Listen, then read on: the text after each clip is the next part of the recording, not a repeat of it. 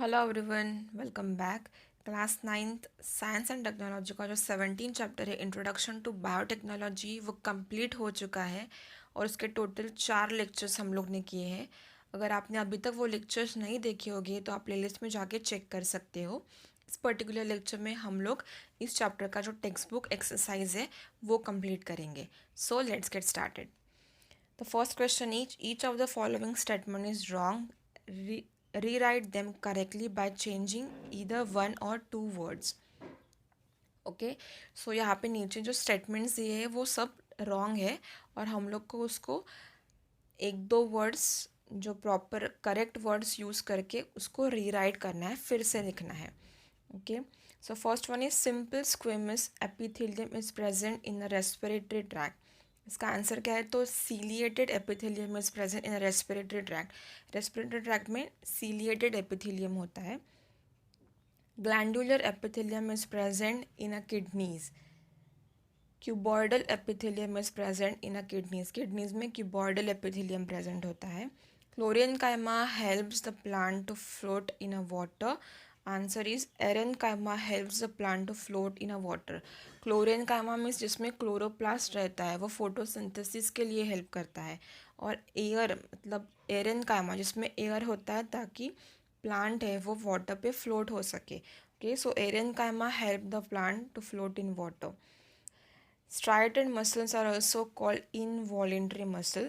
Answer is non-striated muscles are also called involuntary muscles. Okay, striated muscle को हम voluntary muscles बोलते हैं क्योंकि वो हमारे कंट्रोल में होते हैं. So non-striated muscles are called as a involuntary muscles. Chloroplast is present in a permanent tissue. Answer is chloroplast is present in a simple permanent tissue.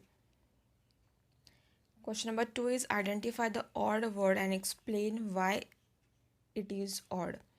First one is xylem, phloem, permanent tissue, meristematic tissue. Answer is meristematic tissue is odd because xylem and phloem are the type of permanent tissues. Next is epithelium, muscle fibers, nerve fiber, epidermis.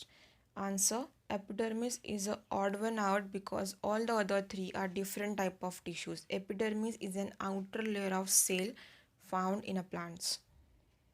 C. Cartilage, bone, tendon, cardiac muscle. And answer is cardiac muscle is a odd one out because the rest of three are connective tissue while the cardiac muscle is a type of muscular tissue. Question number 3. Write the names of following tissues. A is a tissue lining inner surface of mouth. Answer is squamous epithelium. Tissue joining muscles and bones, tendons. Tissue responsible for increasing height of plant, apical meristem. Tissue responsible for increasing the girth of stem, lateral meristem. Fourth one is write the differences simple tissue and complex tissue in a plant.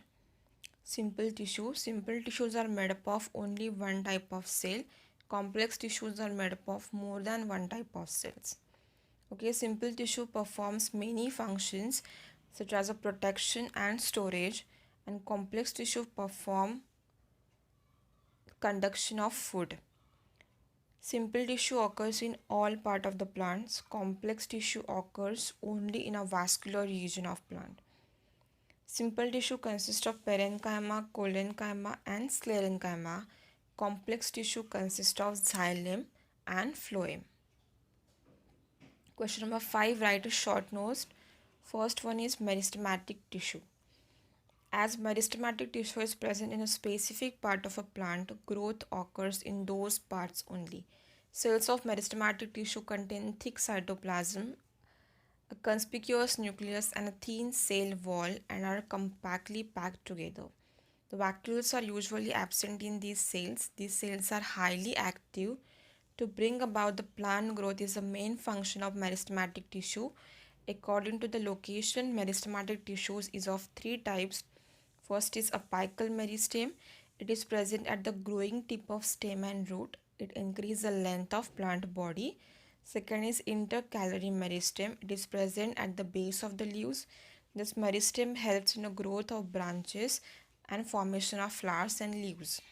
And the third one is lateral meristem. It is present at the lateral region of the stem and roots, which brings about an increase in the width of the plant body. Second is xylem. Xylem is a complex tissue. It is composed of dead cell like tracheids, vessels, xylem fiber, and living cells such as the xylem parenchyma. Main function of xylem is to transport water from roots to various parts of plants. C. Striated muscles. Muscle cells are long, cylindrical, multinucleate, and have no branches. There are alternate dark and light bands on these muscles as they are attached to bones. They are called skeletal muscles. They move as per our will, hence they are called voluntary muscles. These muscles bring about the movement of arms and legs, running, speaking, etc. D. Agro-complementary businesses. The complementary goods or service that are used in a conjunction with the agricultures are referred to as agro-complementary businesses. Agro-complementary businesses are mainly carried out to produce a high-yielding breed, desirable quality, and for the economic benefits. It includes animal husbandry, poultry farming, and sericulture. Animal husbandry is a practiced for milk production, and the cattle is used for farming. Poultry farming is done for the rearing of eggs and meat, and sericulture is done for rearing of silk. E. Genetic engineering. The process in which the genes for particular characters are introduced inside the chromosomes of the cell of an individual is known as genetic engineering. When the gene for a particular character is introduced in a plant cell, the transgenic plant are produced. Genetic engineering is mainly applied to manufacturers enzymes, proteins, vaccine, antibiotics using the bioprocess technology. Develop the crops that are pest resistant and disease resistant. Identify the correct genetic defects using a gene therapy and for forensic applications. F is sericulture. Silkworm are reared for the production of silk. Bombax mori is the most commonly used variety for this purpose. The life cycle of silk moth consists of four stages, namely egg, larva, pupa, and adult. Thousands of eggs deposited by the female moth are incubated artificially to shorten the incubation period. Larvae hatching out eggs are released on a mulberry plants. The larvae are nourished by feeding on a mulberry leaves. After feeding for 3 to 4 days, the larvae move to branches of mulberry plant. The silk thread is formed from the secretion of their salivary glands. Larvae spin this thread around themselves to form a cocoon. The cocoon may be spherical in shape. 10 days before the pupa turns into an adult, all the cocoons are transferred into boiling water. Due to the boiling water, the pupa dies in the cocoon and silk fibers become loose. These fibers are unwound, processed, and reeled. Various kinds of fabric is woven from silk threads. Question number 6. Explain the meaning of biotechnology and its impact on agriculture management with suitable examples. Answer.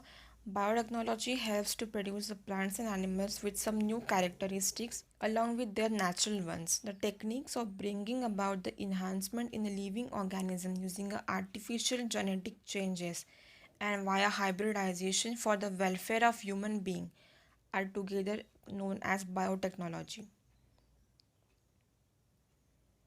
Changes in agriculture management due to biotechnology. First is genetically modified crops. GM crops are being produced by introducing changes in a DNA of natural crop.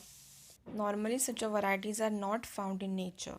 Second, ability to withstand the environmental stress. Some naturally occurring varieties cannot withstand environmental stresses like frequently changing temperature, wet and dry famines, changing climate, etc. However, the GM crops can grow in area of such adverse condition. The third one is as the GM crops are resistant to insect pest, pathogens, chemical weedicides, etc., the use of harmful chemicals like pesticides can be avoided. Question number 7. Which two main techniques are used in a biotechnology? Why? Answer. Two main techniques used in a biotechnology are genetic engineering and tissue culture. With the help of this technique, it has become possible to produce plants and animals bearing some new characteristics in addition to their natural ones. These techniques are used to bring about the improvement in living organisms for human welfare. Question number 8. Define the term tissue and explain the concept of tissue culture. Answer. A group of cells having the same origin, same structure, and same function is called tissue. Ex vivo growth of tissue. Ex vivo growth of cells or tissues in an aseptic and nutrient rich medium is called tissue culture. Nowadays, a complete organisms can be developed from a single cell or from a tissue with the help of tissue culture technique. A liquid, solid, or gel-like a medium prepared from agar which supplies the nutrient and energy necessary for the tissue culture is used in this technique. Question के answer में आप ये cycle भी draw कर सकते हो जिसमें होता है source plant, then bulb corn of the source plant, then primary treatment, reproduction, then shooting and rooting, then primary hardening, and then secondary hardening. Question number 9. The rearing of sheep is a livestock. Rearing of sheep is a livestock. Justify this statement. Answer. The term livestock refers to the domestication of animal for profit or use. Sheep provide us with the wool, skin, and meat. The fine, soft wool obtained from the sheep is in a great demand in a worldwide. Hence, the rearing of sheep is a livestock.